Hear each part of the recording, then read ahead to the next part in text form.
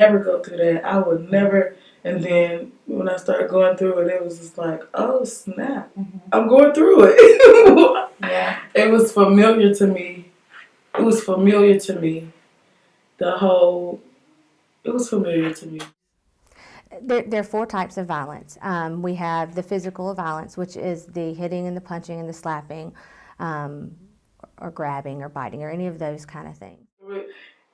It was crazy. Anytime I didn't do what he wanted me to do, anytime I didn't do what he thought I should be doing, or if I even said something that he didn't like, it was let's get ready to rumble. Emotional abuse, which is the name calling, the isolating from family and friends, losing your self esteem, becoming you're no longer independent. You feel like every decision is made by that abuser kind of thing, that they have all of the control in the relationship. Then you have the sexual abuse, which is the sexual acts that you don't want to do, or being raped by a boyfriend or a husband.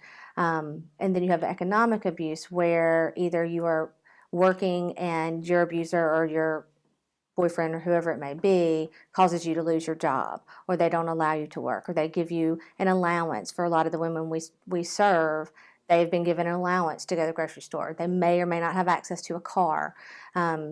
It's different things like that. I think at that point I gave him too much power when I stopped working. I got a little bit too comfortable. I'm a single parent, so when when my abusers came into the picture, he he definitely, that was that help that I was looking for that I never got. Mm-hmm. So he was that help, and he knew it too. Yeah. There are three phases in the cycle of violence. The first phase, they refer to it as the tension building phase. This is the phase where everybody in the house is walking on eggshells. It's very nerve-wracking. Nothing that the victim does will prevent the abuse from happening. The second phase is referred to as the explosion phase. This is the actual violence phase. This is when the abuse happens. This is the hitting, the slapping, the name calling. And then we have the honeymoon phase, which is the, baby, I'm so sorry, it won't ever happen again. It's a very hopeful phase for victims, because they think and they see the person that they love comes back. And the honeymoon phase gets shorter as the abuse goes on. Disagree. We should disagree. But then he'll go and drink the rest of the day and just sit on his feelings, I guess. And then by the end of the night, he want to break up the same argument we had that day or that morning. And then if I said something that triggered him or that he didn't like, it's just like, oh, yeah, I was getting choked. Or I remember one time he kneed me in the chin, literally kneed me in the chin. Or busted noses or lumps upside my head. So it was just, and in the beginning I was like, I stayed because I'm like, no, it's gonna change. He's gonna change. Oh no. And then when I realized he wasn't gonna change, I just stayed because of that stability, that help that I wasn't getting before, and just so I could have a place to lay my head. Hope Harbour is a 33-bed shelter for women and children who are victims of domestic violence. Every woman that comes to us with her children or without children is fleeing a violent situation. Hope Harbour provides them with security and safety, also with helping them get on their feet and providing them with the resources they need so that they can establish a life free from violence.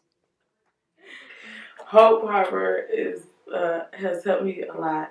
The different resources they have, all the resources they have are helpful in one way or the other. I mean, we have financial classes, we have parenting classes, we have just self-esteem classes. Not only that, just having somewhere nice to lay my head. I don't have to worry about walking around on eggshells or get my head knocked in just to live. So they've helped me out a lot. The resources, my advocate, any other staff, and not only the advocate, any other staff, if I go to them, they help. They are, yes, Hope. Yes, Hope Harbour is the stuff, okay? Hope Harbour is the bomb.com. But it is, and it really is, and they've helped me realize a lot. for one, gain like confidence back that I lost, to just self-awareness, also self-awareness, and then it's just if to be prepared if I was to ever go through it again, Lord forbid. But just to be prepared and different techniques, they help a lot. If I had to be in any shelter, I'm so glad I'm at Hope Harbour. I think that I would probably say majority of our women are successful. One of the things that our women do in the shelters, they set their goals. So it could be anything from I just need an ID to be able to get back home, to getting a job and getting out on their own in their own apartment. So with that being said, most of our women meet their goals and are successful in what they do. My goal is to keep moving. Like, it's no looking back. Like, I got to keep forward and keep on my right path. My goal is to go back to school. That was one of my goals when I met Dumbo. I was in school, so and that didn't go as planned. The fool told me he would come to class and sit with me. Like, really? Who does that? Like, I don't know. Who does that? But I just plan on just to keep moving forward and focus on me and Jason. Because if I don't, who will? And so that's my goal. And to get my own place again. And to be stable once again. And I know now that I don't have to,